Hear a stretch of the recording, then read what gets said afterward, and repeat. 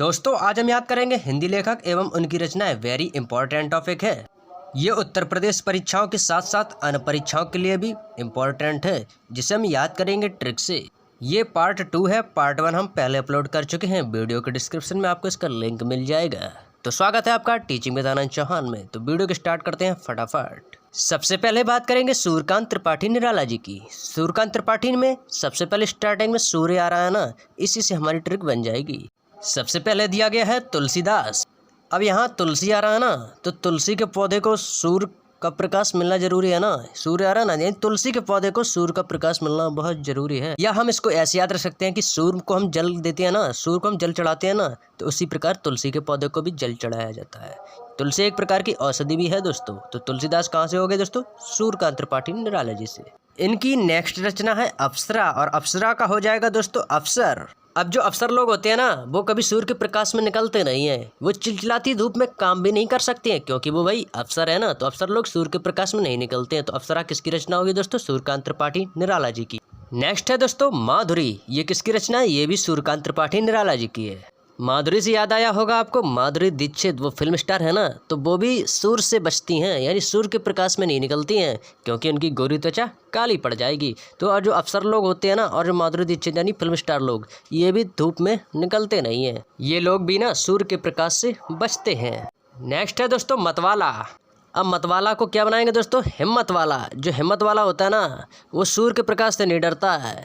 वह अपनी मेहनत को कंटिन्यू करता रहता है और अपने टारगेट को अपने दिमाग में रखे रहता है कि मुझे एक ना एक दिन मंजिल को पाना है। तो वह सूर्य के प्रकाश को नहीं देखता है, वो कंटिन्यू मेहनत करता रहता है। कौन होता है वो दोस्तों? हिम्मत वाला। नेक्स्ट है दोस्तों सरोज। सरोज यानी हर रोज़ सूर्य का प्रकाश जो है ना, वो दोस्तों में हर रोज़ लेना चाहिए, चाहे गर्मी हो चाहे सर्दी। 5 मिनट तक हमको सूर्य का प्रकाश लेना चाहिए, क्योंकि उससे हमें विटामिन डी मिलती है। यानी सरोज को बनाएंगे, हर रोज़ हमें सूर्य का प्रकाश 5 मिनट तक लेना चाहिए। नेक्स्ट है दोस्तों स्मृति। अब आपको बताया ना कि सूर्य का प्रकाश 5 मिनट तक लेना चाहिए। क्यों जरूरी है? क्योंकि इससे एक तो हमें विटामिन डी मिलती है, और इससे हमारी स्मृति बढ़ती है, हमारी याददाश्त बढ़ती है। तो स्मृति हो गया सूर्यकांत त्रिपाठी निराला जी से। नेक्स्ट है अनामिका। अब अनामिका में स्टार्टिंग में आ रहा है अना। अना यानी अन्न, अनाज। अब जो अनाज होता है ना, वो किसान ही पैदा करता है, लेकिन उसके लिए भी दोस्तों सूर्य की आवश्यकता होती है। यानी सूर्य को प्रकाश से भी अनाज को बहुत आवश्यकता होती है। यानी जो फसलें होती हैं अन्न की, उसके लिए भी सूर्य का प्रकाश बहुत ही उपयोगी होना चाहिए। तो अनामिका क्या होगी दोस्तों? सूर्यकांत त्रिपाठी निराला जी से। नेक्स्ट है दोस्तों परिमल। अब परिमल में दोस्तों स्टार्टिंग में आ रहा है ना परी। अब परी कहाँ से आती हैं दोस्तों? सूर्य से, यानी सूर्य लोक से आती हैं या स्वर्ग लोक से आती है। भैया हमें पता नहीं है कि भैया ये परियां जो होती है ना कहाँ से आती हैं। हमने तो सिर्फ कहानियों में सुना है, लेकिन हमको वास्तविकता में मालूम नहीं है कि परी कहाँ से आती हैं, कि सूर्य लोक से आती हैं या स्वर्ग लोक से आती हैं। हमको पता नहीं है। तो दोस्तों परिमल किसकी होगी? सूर्यकांत त्रिपाठी निराला जी से। एक बार फिर से देख लेते हैं दोस्तों फटाफट। सूर्यकांत त्रिपाठी निराला जी की ये प्रसिद्ध रचना है दोस्तों तुलसीदास। यानी तुलसी का पौधा के लिए दोस्तों सूर्य का प्रकाश होना बहुत ही जरूरी है, क्योंकि हम तुलसी को भी जल देते हैं और सूर्य को भी जल देते हैं। नेक्स्ट है दोस्तों अप्सरा। अप्सरा को बनाया था अफसर। अब जो अफसर लोग होते हैं ना, और माधुरी यानी जो अभिनेता लोग होते हैं ना, अभिनेत्री माधुरी दीक्षित, और जो अफसर लोग होते हैं, ये चिलचिलाती धूप में ना तो काम करते हैं, ना ही कभी निकलते हैं, क्योंकि उनकी गोरी त्वचा काली पड़ जाएगी। मतवाला यानी हिम्मत वाला। अब जो हिम्मत वाला होता है ना, वह धूप नहीं देखता है, वह अपनी मेहनत को कंटिन्यू करता है और अपने टारगेट को फोकस करता है, अपने लक्ष्य की ओर ध्यान देता है। वह धूप वगैरह कुछ नहीं देखता है। नेक्स्ट है दोस्तों सरोज। हमें हर रोज़ सूर्य का प्रकाश 5 मिनट तक लेना चाहिए, क्योंकि उससे हमें विटामिन डी मिलती है, और स्मृति यानी हमारी याददाश्त तेज होती है। किससे? सूर्य के प्रकाश से। नेक्स्ट है दोस्तों अनामिका। अनामिका यानी अन्न, अनार है ना, यानी अनाज जो होता है ना, उसको लिए भी सूर्य का प्रकाश बहुत ही जरूरी है। नेक्स्ट है परिमल। अब ये परी जो है ना, पता नहीं भाई कहाँ से आती हैं, सूर्यलोक से आती हैं, स्वर्गलोक से। भैया हमने सिर्फ कहानियों में सुना है, ये तो हमको मालूम नहीं है। तो परिमल होगी सूर्यकांत त्रिपाठी निराला जी से। नेक्स्ट है दोस्तों मलिक मोहम्मद जैसी। काफ़ी फेमस रचना है इनकी पद्मावत। इजी आपको याद होगी, बच्चा बच्चा जानता है कि पद्मावत किसकी रचना है? मलिक मोहम्मद जैसी की। नेक्स्ट है अखरावट। देखिए अखराव, अखराव का हो जाएगा अखराव टकराव, अखराव टकराव। और यहाँ पर आ रहा है मालिक, यानी मालिक और नौकर के बीच दोस्तों अखरावट यानी टकराव होती रहती है। यानी मालिक के बीच और नौकर के बीच टकराव होती रहती है। तो नौकर को आ गया दोस्तों गुस्सा, तो जब नौकर को गुस्सा आ गया तो नौकर ने गुस्से में बोल दिया, मालिक मैं जा रहा हूँ, ये लीजिए आप मेरा आखिरी कलाम यानी आखिरी सलाम। आप ये बोलते रहते हो, वो बोलते रहते हो और मुझसे गुस्सा होते रहते हो, तो ये लीजिए मेरा आखिरी सलाम, मैं चला, किसी और को रख लेना आप अपने काम पर, मैं तो चलता हूँ भैया, आखिरी सलाम है। तो मालिक और नौकर की नोकझोंक हो गई, तो नौकर गुस्सा हो गया, तो नौकर काम छोड़कर चला गया यानी अपना आखिरी सलाम दे गया। दोस्तों यदि आपके एग्जाम में जैसे ही मलिक मोहम्मद जय श्री कृष्णा पूछी जाए तो मलिक से बनाएंगे दोस्तों मालिक। मालिक और नौकर के बीच दोस्तों क्या हुई, अखरावट यानी टकराव हुआ और वह काम छोड़कर अपना आखिरी सलाम यानी आखिरी कलाम दे गया। आखिरी कलाम किसकी रचना हो जाएगी, मलिक मोहम्मद जयसी की। दोस्तों वीडियो क्लास में आपको प्रैक्टिस सेट मिलेगा जिसे आप चुटकी में सॉल्व कर देंगे। नेक्स्ट है दोस्तों सुमित्रानंदन पंत। सुमित्रा आ गया ना, यहाँ पर दोस्तों मित्र को याद रखेंगे, तो यहाँ पर क्या आ गया दोस्तों, सुमित्र यानी मित्र आ गया। अब यहाँ पर दिया गया दोस्तों पल्लव। पल्लव यानी पल्ला। सच्चा मित्र वही होता है ना दोस्तों जो मुसीबत आने पर पल्ला नहीं झाड़ता है। बहुत से मित्र ऐसे होते हैं दोस्तों मुसीबत आने पर पल्ला झाड़ लेते हैं। पल्लव यानी पल्ला झाड़ लेते हैं। सच्चा मित्र वही होता है जो मुसीबत आने पर साथ दे, ना कि पल्ला झाड़े। नेक्स्ट है दोस्तों युगांत, उसके बाद है युगपथ। सेम है ना, युग और युगांत। अब देख भाई सच्चा मित्र वही होता है ना जो युगों युगों तक साथ दे। युगांत आ रहा ना, युगांत और युगपथ यानी जो युगों युगों तक साथ दे वही सच्चा मित्र होता है। युगांत, युगपथ, सुमित्रानंदन पंत। नेक्स्ट वीणा, उसके बाद है गुंजन। वीणा और गुंजन और सुमित्रा में दोस्तों मित्र तो आ ही रहा है ना। अब दोस्तों जो सच्चे मित्र होते हैं ना उनकी वीणा यानी वाणी, उनकी वाणी कैसी होती है दोस्तों, मधुर होती है और उनकी वाणी युगों युगों तक गुंजन यानी गूंजती रहती है। सच्चे मित्र वही होते हैं दोस्तों जो पल्ला नहीं झाड़ते हैं और युगों युगों तक साथ देते हैं और उनकी वाणी मधुर होती है जो युगों युगों तक गूंजती रहती है। यदि आपसे एग्जाम में सुमित्रानंदन के बारे में रचनाएं पूछी जाए तो मित्र को याद रखना। और सच्चे मित्र की कौन कौन सी निशानियां होती हैं दोस्तों, पल्लव यानी वो पल्ला नहीं झाड़ते, युगांत युगपथ यानी युगों युगों तक साथ देते हैं, वीणा वाणी उनकी मधुर होती है और गुंजन सदियों तक युगों युगों तक गूंजती रहती है। तो आपको क्लियर हो गया है। नेक्स्ट है दोस्तों सच्चिदानंद हीरानंद वात्सायन अज्ञेय। अज्ञेय जी के बारे में जानेंगे दोस्तों। इनके 4 प्रमुख तार सप्तक प्रकाशित हुए, जल्दी से अपनी कॉपी में नोट कीजिएगा। 4 तार सप्तक थे इनके, प्रथम तार सप्तक, द्वितीय तार सप्तक, तृतीय और चतुर्थ। पहला तार सप्तक इनका 1943 में प्रकाशित हुआ और दूसरा हुआ था 1951 में, तीसरा 1959 में और चौथा 1979 में। एग्जाम में आपसे ये भी पूछा जा सकता है तो अपनी कॉपी में नोट कीजिएगा। तो दोस्तों अब बात करते हैं सच्चिदानंद हीरानंद वात्सायन अज्ञेय जी की प्रमुख रचनाओं के बारे में। सच्चिदानंद में आ रहा है सच्ची यानी सत्य, यानी सच्चिदानंद को किससे रिलेट कर रहे हैं दोस्तों, सच्ची यानी सच यानी सत्य से। सबसे पहले बात करते हैं शेखर एक जीवनी की। अब शेखर में शिखर आ रहा है ना, शेखर शिखर और शिखर एक जीवन। अब दोस्तों हर बंदा चाहता है ना कि अपने जीवन में वह शिखर पर पहुंचे, यह बात सच है ना। सच्चिदानंद हर बंदा अपने जीवन में शिखर पर पहुंचना चाहता है, तो यानी यह बात सत्य है। तो हो गया शेखर एक जीवन सच्चिदानंद से। नेक्स्ट है कोठरी की बात। अब कोठरी में भाई कोठी आ रहा है ना, कोठरी और कोठी में बहुत अंतर है। कोठी कौन बनवाते हैं दोस्तों, अमीर लोग, और कोठरी में गरीब लोग रहते हैं ना। तो ये बात सत्य है ना कि जो अमीर लोग होते हैं ना वो कोठी की बात करते हैं और जो गरीब लोग होते हैं वो कोठरी की बात करते हैं, यानी यह बात कैसी है, बिल्कुल सत्य है। तो कोठरी की बात होगी सच्चिदानंद से। नेक्स्ट उत्तर प्रियदर्शी। नेक्स्ट है दोस्तों उत्तर प्रियदर्शी। अब उत्तर प्रियदर्शी में क्या आ रहा है, स्टार्टिंग में उत्तर आ रहा है ना। आप किसी बंदे यानी अपने प्रिय से पूछते हैं ना, जब आप उससे कोई प्रश्न पूछते हैं ना तो आपको लगता है कि वो सही उत्तर दे, इसका लगता है ना कि वो मुझको सही बात बताए, यानी सही उत्तर दे। तो उत्तर प्रियदर्शी किससे होगी दोस्तों, सच्चिदानंद से, यानी वो मुझे सही उत्तर दे। दोस्तों थोड़ा टफ चैप्टर ये जरूर है, लेकिन आप इसको अगर ट्रिक के माध्यम से रिलेट करेंगे ना तो ये आपको 2 नंबर जरूर दिलाएगा। तो लास्ट तक बने रहिए हमारे साथ। नेक्स्ट है दोस्तों त्रिशंकु।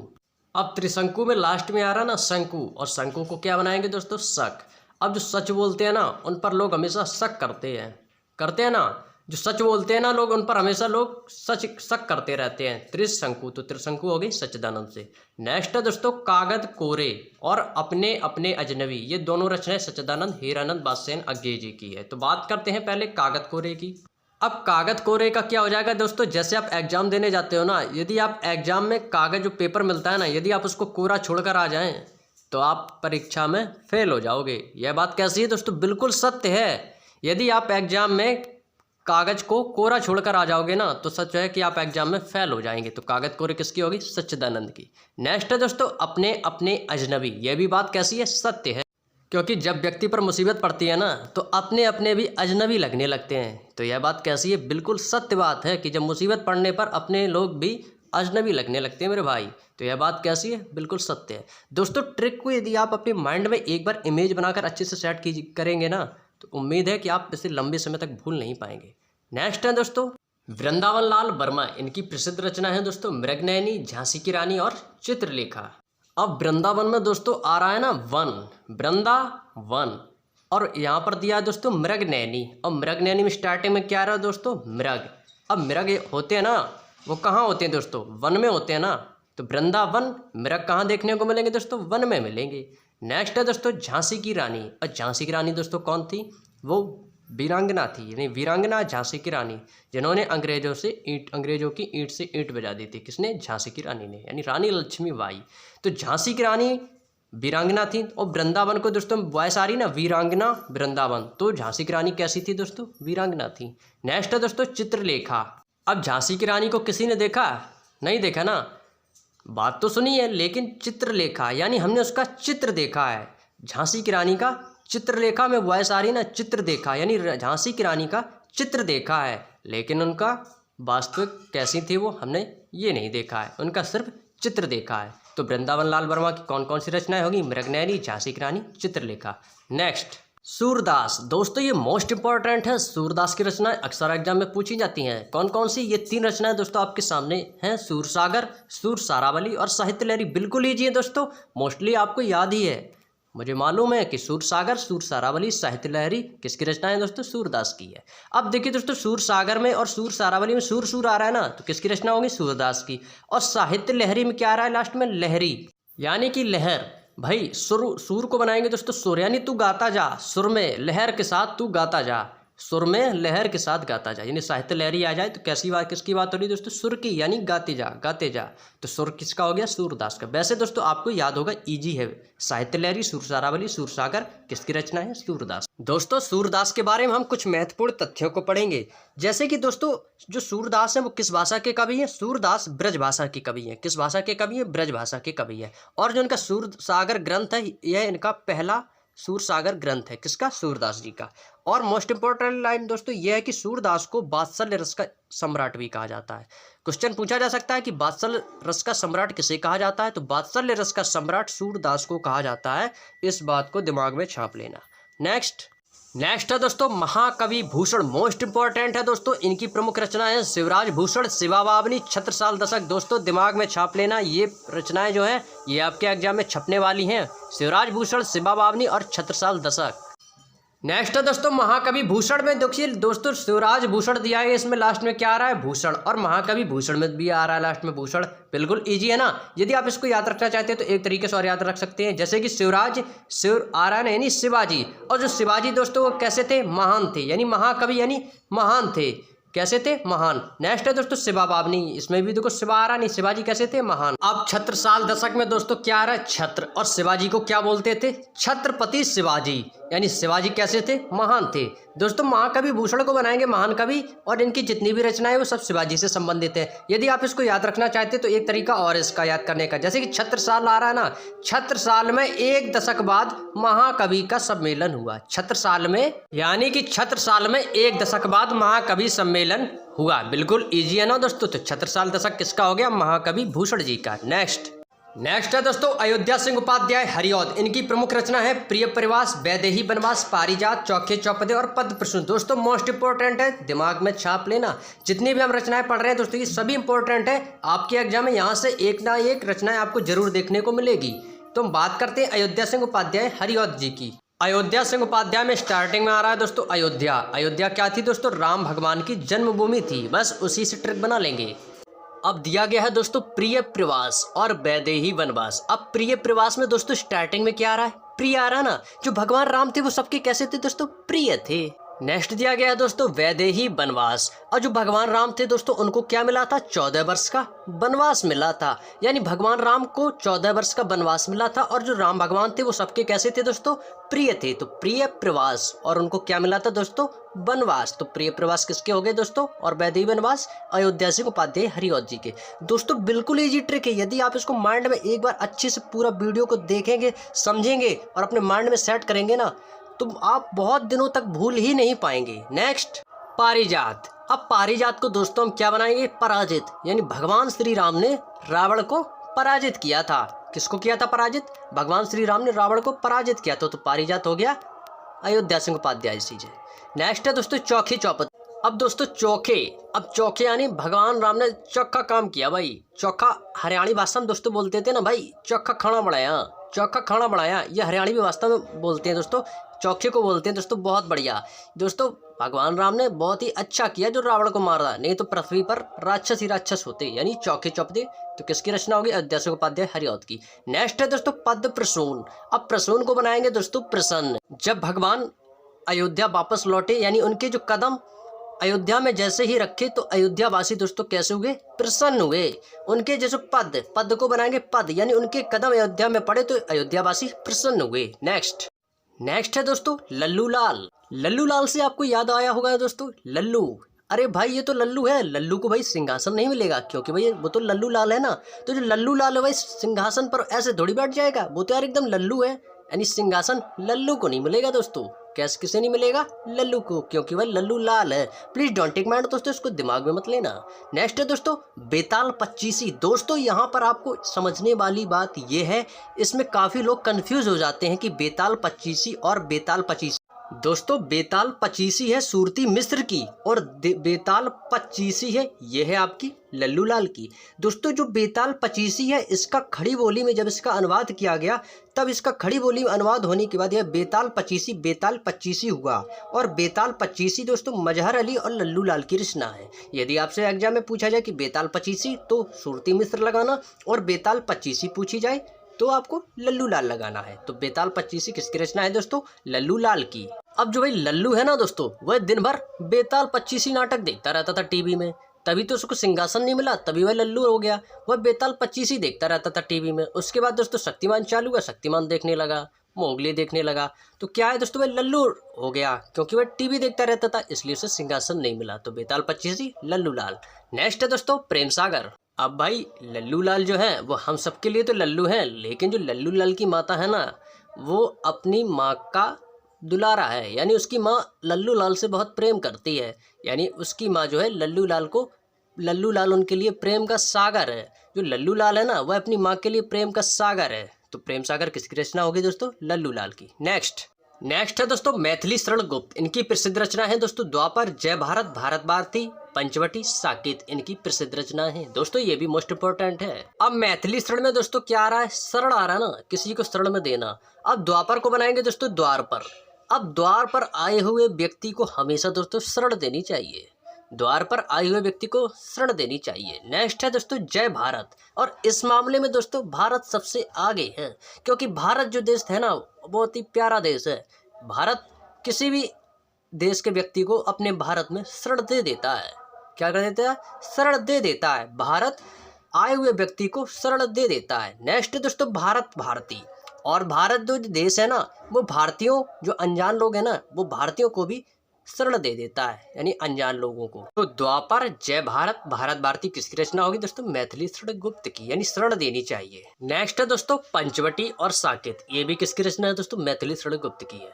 द्वार पर आए हुए व्यक्ति को दोस्तों हमेशा शरण देनी चाहिए, और जो भारत है दोस्तों हमेशा अब दूसरे देश के व्यक्तियों को शरण देता है, इसलिए भारत की जय जय होती है। भारत भारती और भारतीयों की भी जय जयकार होती है। पंचवटी दोस्तों होता है जिसमें ऋषि मुनि रहते हैं ना, जो ऋषि मुनि के आश्रम में जो जाता है ना, भैया आज के लिए मुझे आश्रम में विश्राम करना है गुरुदेव, तो वो भी दोस्तों शरण दे देते हैं। और साकेत, ये भी मैथिली शरण की गुप्त की रचना है, तो दोस्तों याद रखना है इसको। नेक्स्ट है दोस्तों नेक्स्ट है रामधारी सिंह दिनकर। दोस्तों ये भी मोस्ट इंपोर्टेंट है। इनकी प्रसिद्ध रचना है दोस्तों परशुराम की प्रतीक्षा, कुरुक्षेत्र, होंकार, संस्कृत के 4 अध्याय, रेणुका और उर्वशी, ये भी दोस्तों सभी इनकी रचना मोस्ट इंपोर्टेंट है। दोस्तों जो रामधारी सिंह दिनकर का जो संस्कृत के 4 अध्याय हैं, ये दोस्तों किसकी विधा है, ये भी संस्कृत में लिखी गई है। ये विधा किसकी है, इसकी संस्कृत विधा है। तो दोस्तों जो संस्कृत के 4 अध्याय हैं, ये रामधारी सिंह दिनकर की रचना है, और इन्हें 1959 में इस रचना के लिए साहित्य अकादमी पुरस्कार दिया गया। कब दिया गया? 1959 में रामधारी सिंह दिनकर को संस्कृत के 4 अध्याय के लिए साहित्य अकादमी पुरस्कार दिया गया। और इसकी विधा भी पूछी जाती है कि संस्कृत के 4 अध्याय ये किस पर आधारित है, यानी किस विधा पर आधारित है, यह किस पर आधारित है? संस्कृत पर, क्योंकि भैया संस्कृत आ रहा है ना, तो संस्कृत के 4 अध्याय किसकी रचना हो गई? रामधारी सिंह दिनकर की। रामधारी सिंह दिनकर में स्टार्टिंग में राम आ रहा है ना, और यहाँ पर दिया है दोस्तों परशुराम। अब भैया जो राम और परशुराम के बीच घमासान युद्ध हुआ था ना, तो जो धनुष तोड़ा था ना भगवान श्री राम ने, तो राम और परशुराम के बीच दोस्तों घमासान युद्ध हुआ था। और ये दोस्तों राम और स्टार्टिंग में भी राम आ रहा है और परशुराम में लास्ट में राम आ रहा है, तो बिल्कुल इजी हो गया ना। तो दोस्तों परशुराम का संवाद क्या था? तो परशुराम ने राम को क्या कहा था? तो मैं उनका संवाद आपको सुनाता हूँ। ए मूर्ख जनक जल्दी बतला, किसने ये धनवा तोड़ा है? इस भरी सभा में सीते से नाता जोड़ा है। जल्दी उसकी सूरत दिखला, वरना तैस नैस कर डालूंगा। जितना पृथ्वी पर राज तेरा, सब उलट पुलट कर डालूंगा। तो ये था परशुराम जी का डायलॉग। नेक्स्ट है दोस्तों कुरुक्षेत्र। अब कुरुक्षेत्र से दोस्तों याद आता है युद्ध। तो जब परशुराम ने भगवान श्री राम को ललकारा तो उनके बीच क्या हुआ? कुरुक्षेत्र यानी घमासान युद्ध हुआ। कुरुक्षेत्र से क्या आता याद आता है? युद्ध याद आता है। तो कुरुक्षेत्र किसकी होगी? रामधारी सिंह दिनकर की। नेक्स्ट है दोस्तों हुंकार। हुंकार यानी भगवान श्री राम को परशुराम जी ने ललकारा था, यानी कुरुक्षेत्र के लिए ललकारा था, यानी युद्ध के लिए। तो भगवान श्री राम ने उनको संस्कृत के 4 अध्याय याद करा दिए थे। भगवान श्री राम ने परशुराम जी को संस्कृत के 4 अध्याय याद करा दिए थे कि परशुराम सुनिए संस्कृत के 4 अध्याय। उसके बाद दिया है दोस्तों रेणुका। तो भगवान परशुराम रणभूमि छोड़कर कैलाश पर्वत चले गए, यानी भगवान जो परशुराम थे वो कैलाश पर्वत चले गए, यानी रण को छोड़कर। नेक्स्ट है दोस्तों उर्वशी। उर्वशी को बनाएंगे खुशी। तो फिर चारों तरफ क्या हो गई दोस्तों? खुशी ही खुशी हो गई। यानी दोस्तों परशुराम आए और परशुराम और राम के बीच दोस्तों क्या हुआ? हुंकार, उन्होंने ललकारा तो उनके बीच कुरुक्षेत्र यानी युद्ध हुआ। तो भगवान श्री राम ने संस्कृत के 4 अध्याय परशुराम को सुना दिए और परशुराम रणभूमि को छोड़कर कैलाश वापस चले गए और चारों तरफ खुशी ही खुशी हो गई, यानी उर्वशी। नेक्स्ट दोस्तों इसका पार्ट 1 अपलोड कर दिया गया है। यदि आपने अभी तक उस वीडियो को नहीं देखा है तो उसका लिंक आपको डिस्क्रिप्शन में मिल जाएगा। तो दोस्तों पार्ट 1 में हमने महादेवी वर्मा के बारे में पढ़ा था। तो यहाँ पर उनकी कुछ अन्य रचनाएं और रह गई थी जो इम्पोर्टेंट थी। तो वो रचनाएं हैं दोस्तों अतीत के चलचित्र, यामा और दीपशिखा। ये दोस्तों काफ़ी बार एग्जाम में रिपीट हुई हैं और आपसे आगे भी पूछी जा सकती हैं, तो आप इनको याद रखना। अतीत के चलचित्र, यामा, दीपशिखा किसकी रचना है दोस्तों? महादेवी वर्मा की। अब दोस्तों आता है आपके सामने एक छोटा सा प्यारा सा प्रैक्टिस सेट और उम्मीद है कि आप इसको चुटकी में सॉल्व कर देंगे। पहला क्वेश्चन, पल्लव निम्न में से किस लेखक की रचना है? Option A Sumitranandan Pant. सच्चा मित्र वही होता है दोस्तों जो कभी पल्ला ना झाड़े। पल्लव को क्या बनाया था दोस्तों? पल्ला है। सच्चा मित्र वही है जो कभी पल्ला ना झाड़े। नेक्स्ट, तुलसीदास के लेखक कौन हैं? Option B Suryakant Tripathi Nirala. तुलसी एक प्रकार का क्या है दोस्तों? पौधा है और औषधि भी है। तो भैया सूर्य को भी हम जल देते हैं और तुलसी के पौधे को भी जल देते हैं। तो option B Suryakant Tripathi. Next है दोस्तों कोटरी की बात किस लेखक की रचना है? ऑप्शन बी सच्चिदानंद हीरानंद बादशाहन अज्ञे। अब भैया जो कोठी की बात कौन करते हैं? कोठी की बात करते हैं अमीर लोग और कोठरी की बात कौन करते हैं? गरीब लोग। तो ये बात कैसी है दोस्तों? सच है। तो सच्चिदानंद हीरानंद बादशाहन अज्ञे। नेक्स्ट है दोस्तों द्वापर किस लेखक की रचना है? Option A Maithili Sharan Gupt. क्या बताया था दोस्तों कि द्वार पर आए हुए व्यक्ति को हमेशा शरण देनी चाहिए, तो मैथिली शरण गुप्त। नेक्स्ट है दोस्तों बेताल पच्चीसी किस लेखक की रचना है? और बेताल पच्चीसी आपको बताया था किसकी है? सुरती मिश्र की। और पूछा है आपसे बेताल पच्चीसी किस लेखक की रचना है? ऑप्शन बी लल्लू लाल। यानी वो दिन भर बेताल पच्चीसी ही देखता रहता था, इसलिए वह क्या हुआ? लल्लू हो गया। नेक्स्ट है दोस्तों साहित्य लहरी के लेखक कौन हैं? Option D Surdas. आपको क्या बताया था कि सूरसागर, सूरदास और साहित्य लहरी किसकी रचना है? सूरदास की। भैया सुर कैसा है उसका? तू गाता जा, उसकी लहर सुर अच्छा है। नेक्स्ट छत्रसाल दशक के लेखक कौन है? फटाफट आंसर दीजिए दोस्तों, बिल्कुल इजी है, आपको इसकी ट्रिक मैं बता चुका हूं। एक दशक बाद दोस्तों छत्रसाल में क्या लगता है दोस्तों? महाकवि सम्मेलन होता है एक दशक बाद। तो ऑप्शन सी महाकवि भूषण। नेक्स्ट है दोस्तों परशुराम की प्रतीक्षा के लेखक कौन है? दोस्तों भगवान श्री राम और परशुराम के बीच क्या हुआ था? घमासान युद्ध हुआ था। Option D Ramdhari Singh Dinkar. परशुराम प्रतीक्षा के लेखक कौन है? रामधारी सिंह दिनकर। नेक्स्ट क्वेश्चन दोस्तों आपके लिए है चैलेंज। यामा किसकी रचना है दोस्तों? बिल्कुल इजी क्वेश्चन है, बच्चा बच्चा जानता है। तो दोस्तों इस प्यारे से क्वेश्चन का आंसर आपको कमेंट बॉक्स में बताना है। दोस्तों आप लोग कमेंट बॉक्स में इसका राइट आंसर नहीं देते हो। मैंने आपको जितने भी वीडियो बनाए हैं आपको उसमें कहा कि इसका लास्ट में इसका राइट आंसर कमेंट बॉक्स में दिया करो। आप लोग बताते नहीं हो दोस्तों, कृपया बताया करो। यदि आपको नहीं आता तो गूगल पे या किसी बुक में देखकर आप कमेंट में लिख दिया करो, इससे आपको याद हो जाएगा, वरना आप एग्जाम में पछताओगे जब आपके सामने क्वेश्चन आएगा। तो उम्मीद है मुझे आप लोगों से कि इस प्यारे से क्वेश्चन का जवाब आप कमेंट बॉक्स में जरूर देंगे। तो चलिए दोस्तों वीडियो को एंड करते हैं। दोस्तों हमने पार्ट 1 और पार्ट 2 कंप्लीट कर लिया है। यदि आपने अभी तक वीडियो को नहीं देखा है तो आपकी उसकी लिंक डिस्क्रिप्शन में मिल जाएगी, तो वहाँ से आप वीडियो को देख सकती है। तो दोस्तों यदि आपने अभी तक वीडियो को लाइक नहीं किया दोस्तों लाइक कर दीजिए, और यदि चैनल पर नए हो तो दोस्तों चैनल को सब्सक्राइब कर लीजिए तथा बेल आइकन को प्रेस कर लीजिए, जिससे आने वाली दोस्तों सभी नोटिफिकेशन आपको समय पर मिल सके। तो चलिए दोस्तों मिलेंगे हम आप लोगों को ऐसे ही मज़ेदार बेहतरीन ट्रिक के साथ। तब तक के लिए आप सभी प्यारे दोस्तों का बहुत बहुत धन्यवाद। जय हिंद, जय भारत।